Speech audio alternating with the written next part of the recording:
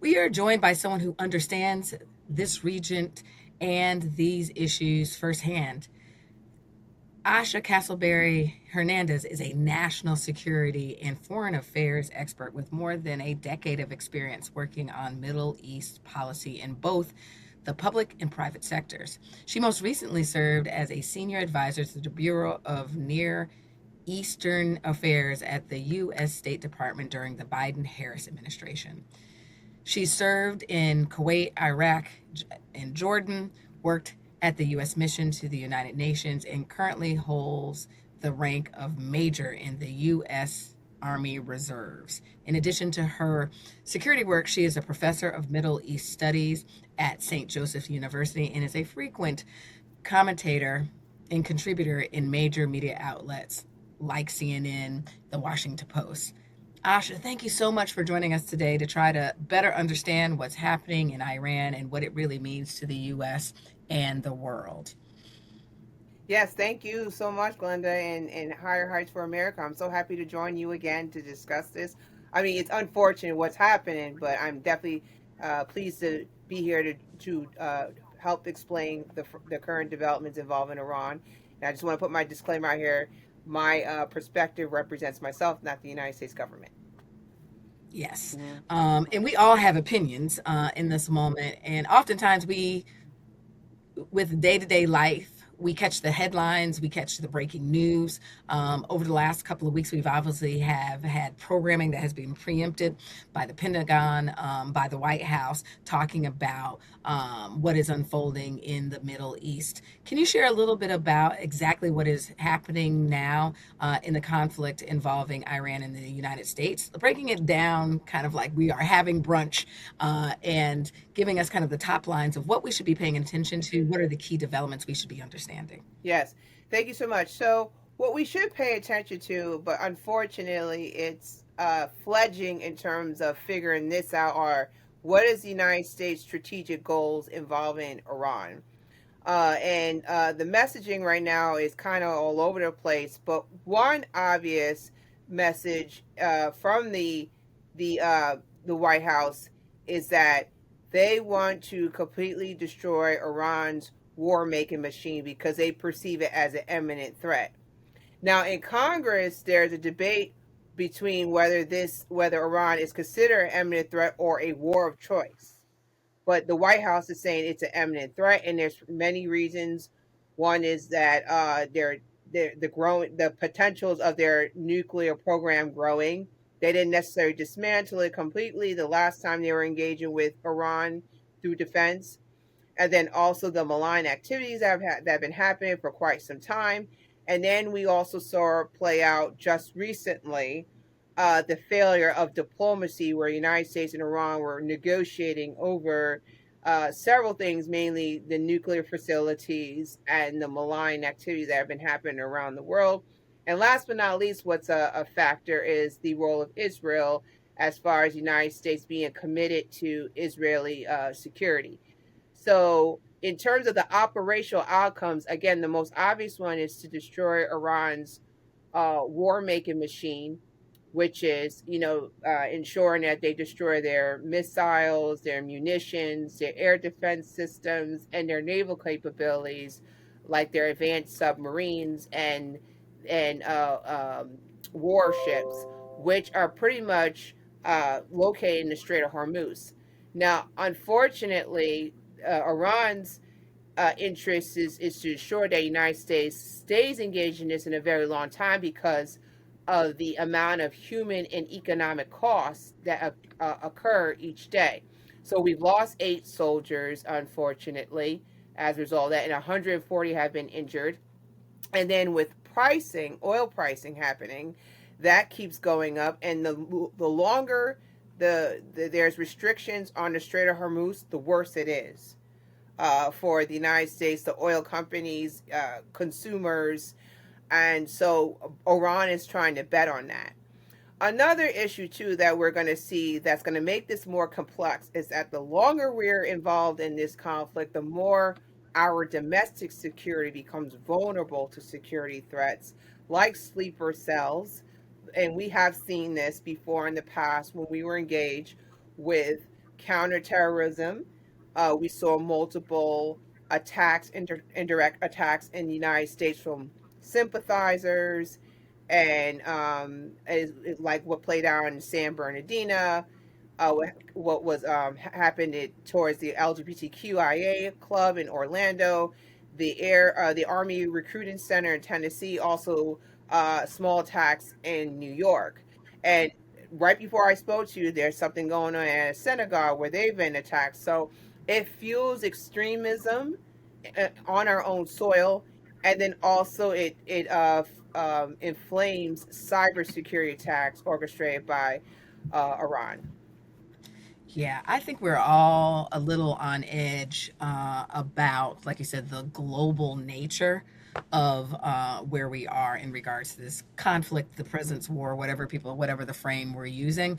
But at the end of the day, you shared something like when we engage in military action, they do have human consequences. Consequences.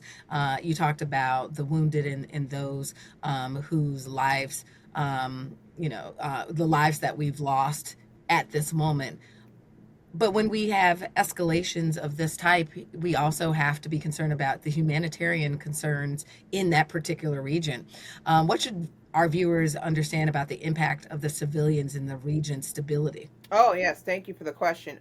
First and foremost, the priority, especially for the American people, is to ensure that evacuations are completed. As we're seeing right now with the State Department, they're struggling with that. I know there's a hotline out there that's becoming more useful, but in the beginning of this war conflict, it was pretty much struggling and reaching out to Americans that were stuck there.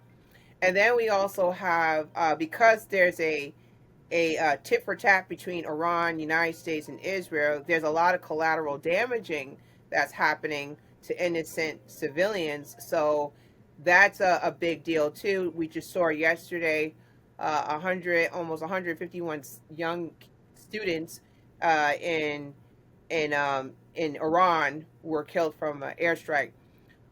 So there's a lot of collateral damage involved in this. But going back to the American people, it's priority to make sure they get out of there. But also, as far as Black Americans, this is quite fascinating. But in the UAE, which is very close proximity to Iran, there was a growing community of Black women as entrepreneurs who were pretty much out there, in pursuit of jobs and business opportunities and just living a life in UAE. So this also impacts them too. So, and this was reported in the Black Entrepreneur Enterprise magazine about 3 years ago, that we have a growing number of Black women or just Black people in general who have moved to the UAE or Dubai or Abu Dhabi to have another life. So there are a lot of Americans that are there outside the U.S. troops that are facing some security issues. Mm-hmm. Yeah, and it's a region, particularly like you said, in the United Emirates, of a place that people are starting to, it is a travel destination. Can you share also a little bit about, I'm clearly not have not date myself back to a variety of conflicts and wars, but certainly I think the two of us have seen, from the Gulf War and other conflicts, the modernization or the 21st century conflict, of what does it mean about airstrikes, drone strikes, and then this discussion around boots on the ground and what would ground look like? What does that look like in a 2026 um, um, um, military activation that we should be paying attention to in regards to what does drones mean, what does airstrikes mean? We watch our CNN and many of our reporters that are on the ground who are living in a region that you can talk a little bit about this. I've had an opportunity to travel to Israel, where that's a region that is used to hearing sirens and take shelter and bomb shelters. Share a little bit about that. Yes, thank you for the question. Well, air power has become more of a priority in warfare, especially for the United States, because we went through 20 years of boots on the ground in Iraq and Afghanistan, and we lost a lot of soldiers over time. So, United States actually became over time war fatigued of just being at war, losing a lot of soldiers. So what they've done over time is they invest in technology where they wanted to invest more in drones, autonomous weapons as a way to engage in warfare. So that doesn't require for us to be boots on the ground, engaging physically with the enemy. So the air power that's really strong that can target immediately at a fast pace, whether short term or long range, targeting enemies using satellite systems at times too. So it's very convenient as far as keeping that casualty rate very low. Now we're at the phase of it right now that air power and naval is the priority in this war. So we're seeing a lot of activities as far as missiles going back and forth between the two, mainly ballistic missiles. That has been a complaint about Iran saying that they could reach over here to the United States, but missiles going back and forth between the two, where there's an interception at times that prevents them from hitting the people, but unfortunately the debris can impact still people. So people have died in places like UAE because they might have successfully intercepted that strike coming in, but the debris ended up impacting the people or critical infrastructure there. So now the big question, like you said, we're hearing about boots on the ground, which is something that is not necessarily desirable because of the fact that it requires bodies, again, the physicality of engaging with the enemy. And also, too, just based on my experiences working in the region, Iran, the way it's kind of constructed, it's a closed society to where we don't really know what's in there.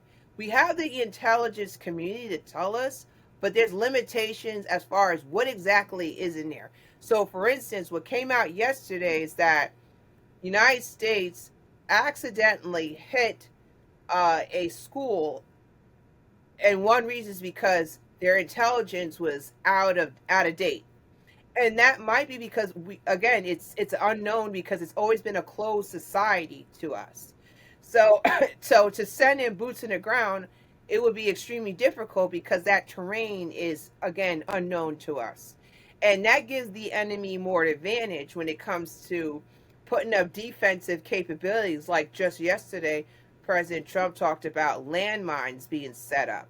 So if they're going to do that along the Strait of Hormuz, they could do that definitely, significantly, with a high level of sophistication on their own soil. So, um, what I think, I'm hoping that it does not get to that point that we do send boots on the ground. But I would say what will provoke boots on the ground is if the number of casualties starts to increase over time. So what was one of the causations of boots on the ground for Iraq and Afghanistan is because all the people we lost in 9/11 in New York, Pennsylvania, and Washington D.C. So the more casualties we have in this war, the likelihood we may consider boots on the ground. But I think that's going to be a difficult process. One of the reasons why I had an opportunity to go to a conversation with women of the EU at the time, UE, Yeah. and had an opportunity to stop in Israel was I had a distinct interest in learning more about global affairs. So, We oftentimes, I consider myself, obviously I do politics, hmm I understand domestic policy, but really for myself wanted to invest in really understanding the complexity of that region. So as you leave Sunday brunch this Sunday, can you share kind of three things that we should be, you're like, for you to be on top of understanding this conflict? What should we be reading? Who we should be following for hmm safe and trusted, in even commentary and information for us to be able to understand, articulate to our family and friends, and be prepared to engage in this very critical moment in our country. Yes, thank you. So that starts with credible sources, and this is important because there's a lot of misinformation, disinformation. that's circulating, and some of it's caused by artificial intelligence. Also, our near peer competitors like Russia and China, that's making sure that the United States or the American people's engaged with misinformation, disinformation. But what I do is I look at multiple outlets. One is the international ones like BBC News, um, sometimes Sky News, Al Jazeera, a wide range of international outlets. Even Reuters is a good one to help understand the dynamics as far as how they're reporting on it. And then nationally, I would look at all. I will watch CNN, MS Now, as well as Fox News, so you can hear the different type of perspectives as far as how this war is being reported. And then online, I would pay attention to some of the think tank work, like from Middle East Institute, as well as the Center for International Strategic Studies. Those think tanks are in the middle of the road as far as how they are assessing the conflict or war. And then I would still pay attention to what is being said in Congress. Look at those that are part of the Gang of Eight, whether they're Republican or Democrat. Pay attention to both sides as far as being able to come up with a realistic understanding or an assessment. You want a 360 about this conflict, and that's by paying attention to everything. Don't just be one sided, and just be careful of making sure you're not engaged with misinformation, disinformation as you navigate it. Great. Well, we outside of obviously following you Yeah. and your scholarly work, Thank you. your commentary. She's our resident Mhm. of foreign affairs expert. You will continue to see her as we follow this conflict, not only domestically in what's happening around Congress, and but also following the day to day that's happening in Iran and the region. So thank you so much for joining us for Sunday Brunch. Thank you.